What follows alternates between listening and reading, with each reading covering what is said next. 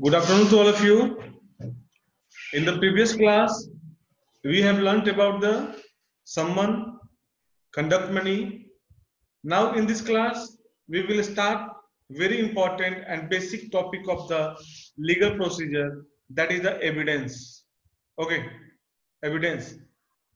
Evidence are the facts or the truth on which the justice is made in the court of the trial. अदालत जो आपका अदालत का जो बुनियाद है, अदालत का जो बेस है आपका, specially in the India, is based on the evidence. So एक अलग से आपका एक्ट बना, इंडियन एविडेंस एक्ट IEA, जिसके बारे में आप लोगों को मैंने बताया है कि किन किन चीजों को हम लोग फैक्ट्स या ट्रूथ को में मानते हैं.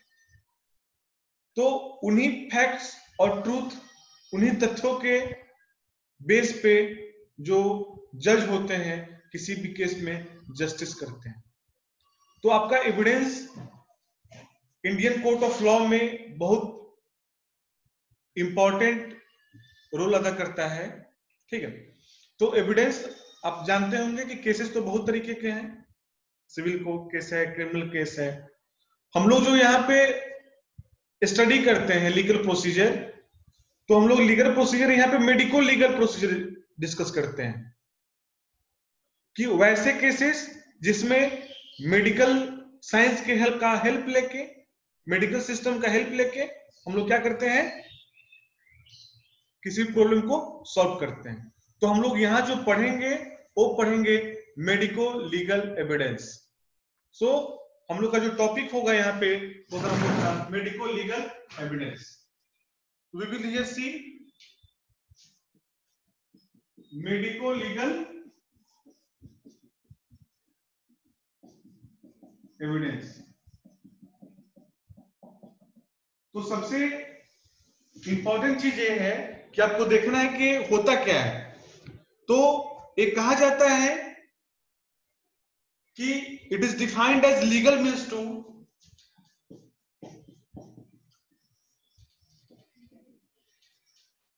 डिफाइंड एज ट्रूथ और facts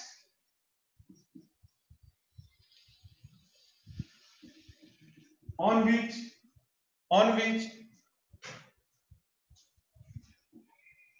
any medico legal issue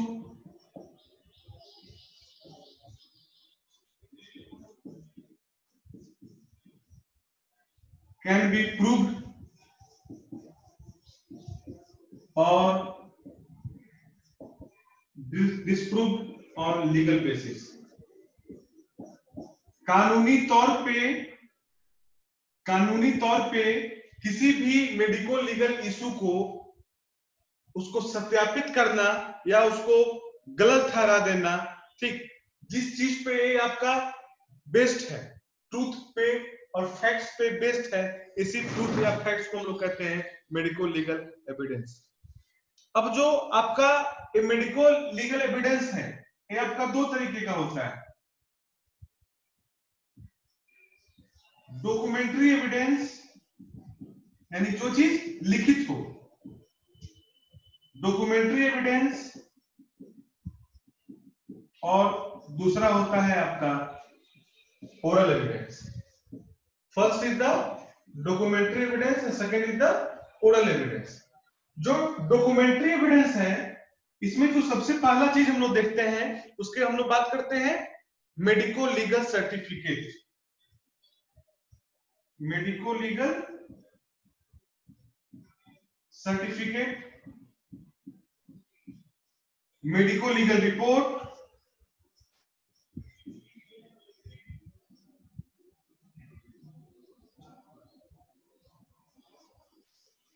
dying declaration, dying deposition. तो हम लोग डॉक्यूमेंट्री एविडेंस में, तो आपका एविडेंस क्या है, ट्रूथ या फैक्ट है जिसके बेसिस पे हम लोग किसी भी मेडिको लीगल इश्यू को लीगल बेसिस पे प्रूव या डिस्प्रूव करते हैं. सबूत है, एविडेंस आपका सबूत है. ठीक है, और इसको हम लोग क्या कर सकते हैं, जो आपका मेडिकल से और लॉ से रिलेट रखता हो एविडेंस, उसको हम लोग कहते हैं medico legal evidence. Having the two types, documentary evidence and the oral evidence. Documentary evidence मतलब होता है जो सबूत आपका रिटेन हो, प्रिंटेड हो या डॉक्यूमेंट्री फॉर्म में हो। Evidence which are in the form of written, printed, documentary form is known as the documentary evidence। और oral evidence मतलब जो evidence कहां जाके दिया जाता हो, कोर्ट ऑफ लॉ में, अंडर द ओथ।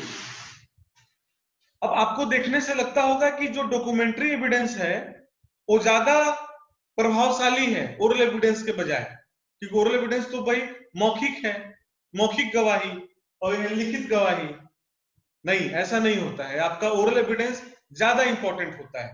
तो इसलिए हम लोग कहते हैं कि जो हम लोग का जो ओरल एविडेंस है वो आपका having the more important, because in this evidence the person, the witness is present in the court of law. ठीक, अब हम लोग देखेंगे कि डॉक्यूमेंट्री एविडेंस में भी क्या प्रेजेंट होता है, आपका विटनेस की नहीं होता है। तो हम लोग अब डिस्कस करते हैं डॉक्यूमेंट्री एविडेंस। तो नेक्स्ट हम लोग का जो टॉपिक होगा that will be the documentary evidence.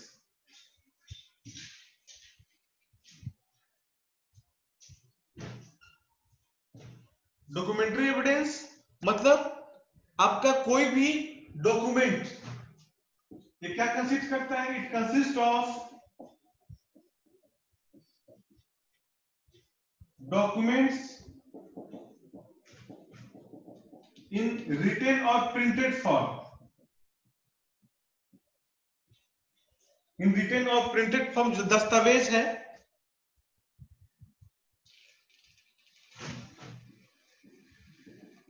which is produced before the court of law, which is produced before the court of law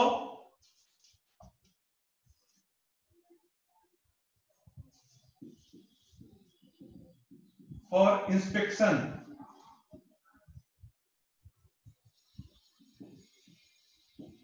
during course of trial।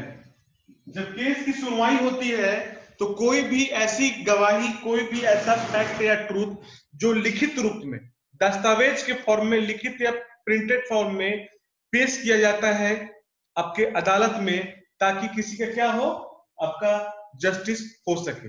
तो documentary evidence हमेशा किस form में होगा? आपका रिटन या printed form में होगा। मैंने अभी टाइप्स का बताया था कि इसका 4 टाइप्स मेनली होता है।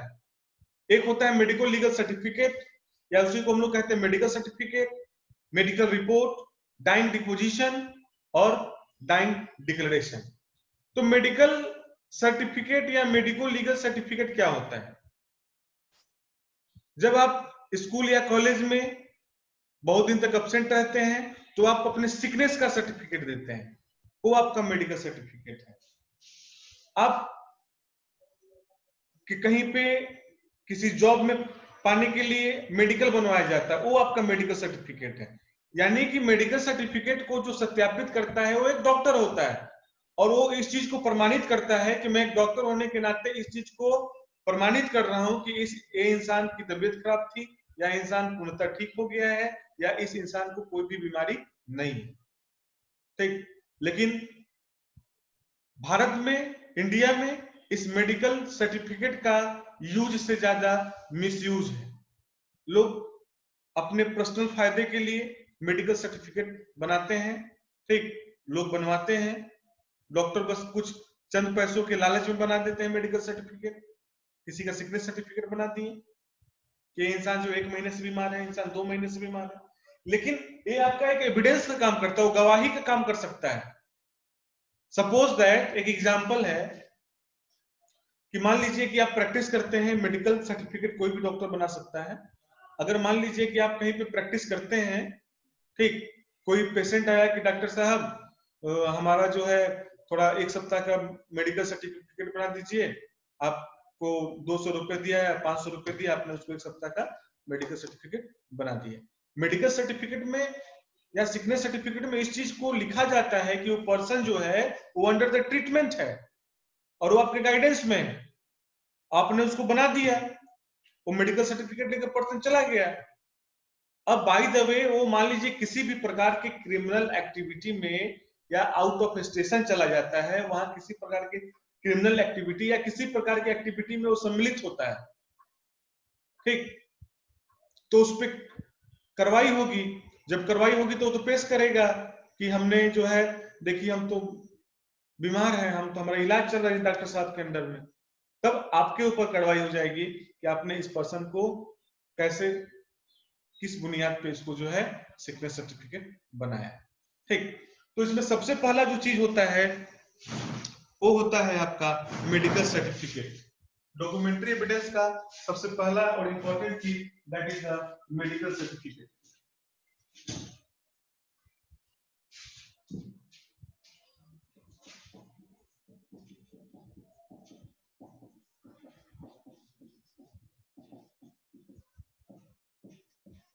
तो मेडिकल सर्टिफिकेट को कौन इशू कर सकता है? मेडिकल सर्टिफिकेट को आपको इशू कर सकता है क्वालिफाइड रजिस्टर्ड मेडिकल प्रैक्टिशनर, वैसे मेडिकल प्रैक्टिशनर जो रजिस्टर्ड हो, ठीक है। In the homeopathy there is norms of registration in the state as well as CCA, तो कहीं भी आपका रजिस्टर्ड होना जरूरी है। तो सबसे पहला चीज आपका वो डॉक्टर कैसा होना चाहिए? रजिस्टर्ड मेडिकल प्रैक्टिशनर होना चाहिए, स्टेट में, वहां के सरकार में उसका नाम होना चाहिए, ठीक है। और रजिस्टर्ड मेडिकल प्रैक्टिशनर क्या क्या किन किन मामलों में आपका मेडिकल सर्टिफिकेट बना सकता है? तो इलनेस के केस में, फिटनेस के केस में, डेथ, ठीक, बर्थ, इंसैनिटी, इन सब मामलों में आपका मेडिकल सर्टिफिकेट बनता है। Sickness certificate, fitness certificate, death certificate, birth certificate, insanity certificate, ये जो है आपका बनता है मेडिकल सर्टिफिकेट, ठीक। ये एक रजिस्टर्ड मेडिकल प्रैक्टिशनर इसको बना सकता है। ये हम लोग के पास अधिकार है, ये राइट है सबको बनाने का, लेकिन लोग इसका गलत यूज करते हैं। अगर आप गलत रूप से मेडिकल सर्टिफिकेट बनाओ अगर पाए गए तो कहा जाता है कि इशूइंग और signing a false certificate, issuing और signing a false certificate is equal to giving false evidence. अगर आप किसी को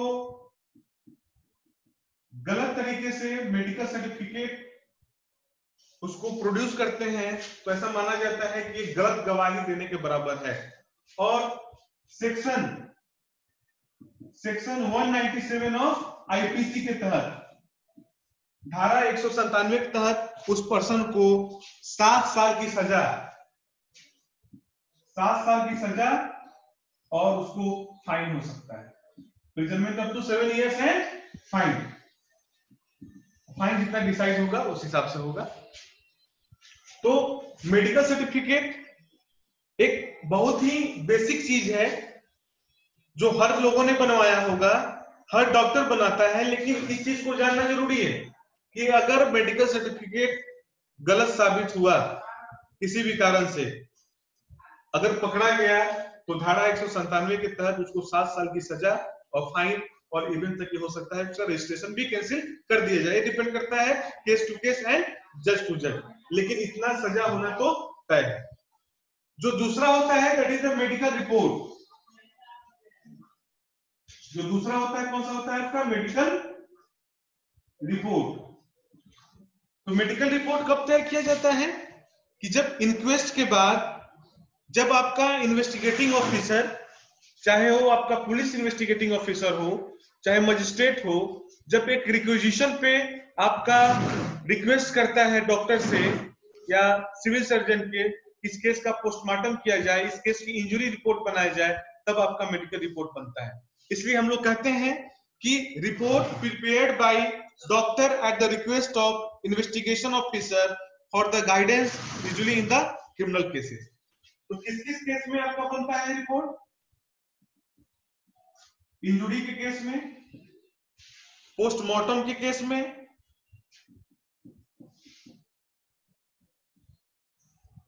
रेप के केस में, डिलीवरी के केस में, एबॉर्शन के केस में, इन दिस केसेस मेडिकल आपका रिपोर्ट जो होता है तैयार होता है। आपका प्रेगनेंसी के केस में भी हो सकता है मेडिकल रिपोर्ट तैयार। अब कहा जाता है इसमें कि जो पोस्टमार्टम रिपोर्ट है, जो पोस्टमार्टम रिपोर्ट है वो तभी तैयार होगा, तभी आपका रिपोर्ट बनाया जाएगा जब या तो मजिस्ट्रेट रिक्वेस्ट करे या इन्वेस्टिगेटिंग ऑफिसर रिक्वेस्ट करे या तो पर्सन हिमसेल्फ। अब कहा जाता है कि क्या मेडिकल रिपोर्ट को एविडेंस के तौर पे स्वीकार किया जा सकता है? किसी भी मेडिकल रिपोर्ट को एविडेंस के तौर पे आपका स्वीकार नहीं किया जाएगा तब तक कि जब तक वो मेडिकल रिपोर्ट बनाने वाला डॉक्टर खुद कोर्ट में उपस्थित होके इस बात को प्रमाणित नहीं करता है, तब तक इसको एविडेंस स्वीकार नहीं किया जाएगा। इसलिए लिखा जाता है कि medical reports are not admitted as evidence unless the doctor attends the court and testify the facts under the oath. तो तीसरा आपका होता है डाइंग डिक्लेरेशन।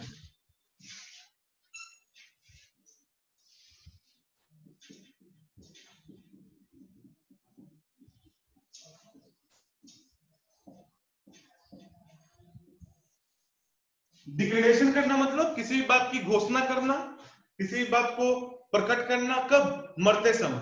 तो मरते समय किसी, अगर ये मर्डर का केस है या किसी भी चीज का केस है, अगर अनलॉफुल तरीके से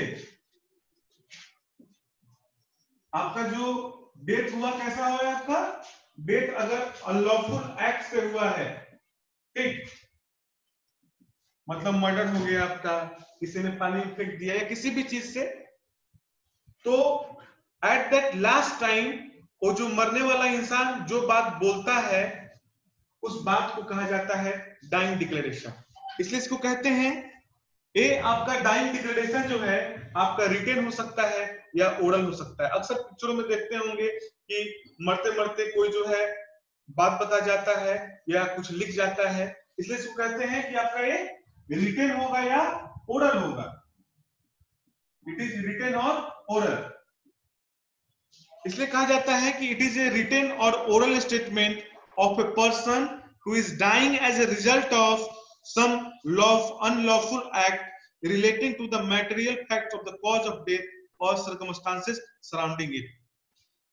अगर किसी भी व्यक्ति की मृत्यु किसी भी गलत तरीके से अनलॉफुल एक्ट से हो रही है, वो मरते समय कोई भी अगर रिटेन फॉर्म में या ओरल फॉर्म में कोई बात अगर बताता है जो इस बात को बताए कि उसकी मौत कैसे हुई, किसने मारा या उसमें क्या परिस्थितियां थी, तो उसको हम लोग कहते हैं डाइंग डिक्लेरेशन। आपके इंडिया में section 32 of Indian evidence act, section 32 of Indian evidence act में आपको डाइंग डिक्लेरेशन की बात कही गई। ठीक, in the section 32 of Indian evidence act the dying declaration is proposed. अब कहा गया है कि क्या उस मरने वाले से ओथ लिवाया जाएगा, उसको कसम खाने की जरूरत पड़ेगी। तो ऐसा माना जाता है कि इंसान कितना भी पापी हो, कैसा भी हो, वो मरते वक्त झूठ नहीं बोलता है। तो कहा जाएगा कि oath is not administered because of belief that a dying person tells the truth. अब ये जो मरने वाला व्यक्ति था वो कैसा था, आपका कहीं पागल तो नहीं था, तो इस बात को टेस्टिफाई कौन करता है? डॉक्टर करता है। Doctor should certify that the person is conscious and his faculties are normal। नियम के अनुसार डाइंग डिक्लेरेशन रिकॉर्ड करने का, डाइंग डिक्लेरेशन रिकॉर्ड करने का अधिकार सिर्फ मजिस्ट्रेट के पास होता है। ठीक, डाइंग डिक्लेरेशन कौन रिकॉर्ड कर सकता है?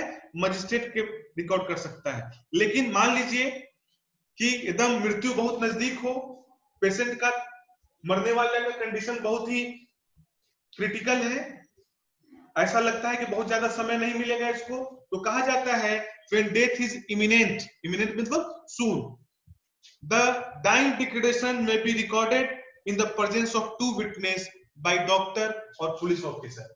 तो इस केस में आपका डॉक्टर और पुलिस ऑफिसर भी क्या कर सकता है, इस डाइंग डिक्लेरेशन को रिकॉर्ड कर सकता है, लेकिन साथ में क्या होना चाहिए, आपका 2 विटनेस जरूर होना चाहिए, इन द 2 विटनेस। ठीक, तो इसलिए कहते हैं कि जो डाइंग डिक्लेरेशन है क्या है, एक रिटन और ओरल स्टेटमेंट है। किसका, वो व्यक्ति जो किसी भी गलत तरीके से किसी भी साजिश का शिकार होके जो मरने वाला है, उसका रिटन और ओरल स्टेटमेंट है। इस मरने वाले से अंतिम समय में इस बात की पुष्टि नहीं कराई जाएगी कि तुम जो बोल रहे हो सच बोल रहे हो। ओथ उसको लेने के लिए नहीं बोला जाता है। क्यों? क्योंकि माना जाता है कि मरने वाला इंसान क्या बोल रहा होगा, वो सच ही बोल रहा होगा। आपका डाइंग डिक्लेरेशन की बात section 32 of Indian evidence act में कही गई है। डाइंग डिक्लेरेशन रिकॉर्ड करने का अधिकार सिर्फ और सिर्फ जज मजिस्ट्रेट को होता है, लेकिन अगर मान लीजिए कि पर्सन का स्थिति बहुत ही नाजुक है, उसको बहुत ज्यादा समय नहीं है,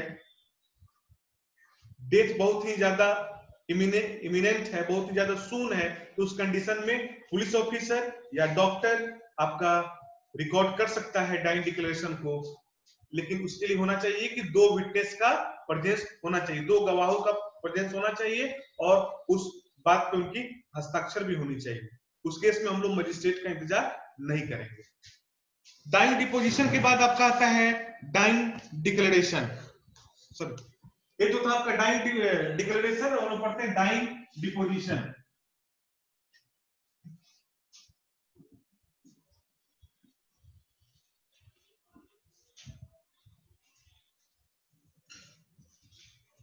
डाइंग डिपोजिशन, तो सबसे पहला बात इसके बारे में कि डाइंग डिपोजिशन जो होता है वो आपका इंडिया में फॉलो नहीं होता है।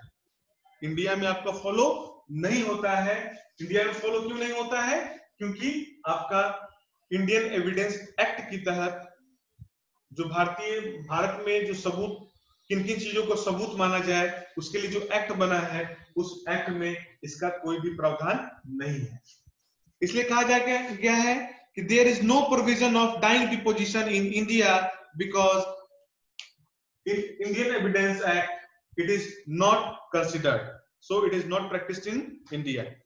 इसमें क्या होता है कि मजिस्ट्रेट किसी भी एविडेंस को रिकॉर्ड करता है, ठीक है, इसमें रिकॉर्ड कौन करेगा? मजिस्ट्रेट रिकॉर्ड करेगा। मजिस्ट्रेट रिकॉर्ड करेगा और कैसे रिकॉर्ड करेगा? ओथ के साथ। ओथ के साथ उस पर्सन को मरने से पहले, मृत्यु से पहले उस पर्सन से ओथ लिया जाता है और उसको कौन रिकॉर्ड करता है? मजिस्ट्रेट रिकॉर्ड करता है। Magistrate record the evidence after administering oath in presence of the accused और हिज लवर। ड्यूरिंग डिस्पोजिशन, जो डाइंग डिपोजिशन है, इसके ऊपर इंक्वायरी होती है। अब आपका जो डाइंग डिक्लेरेशन था उसके ऊपर कोई इंक्वायरी नहीं था, कोई क्रॉस एग्जामिनेशन नहीं था। इसमें क्या होता है? क्रॉस एग्जामिनेशन किया जाता है विदेशों में इसके ऊपर कि जो आपका जो फैक्ट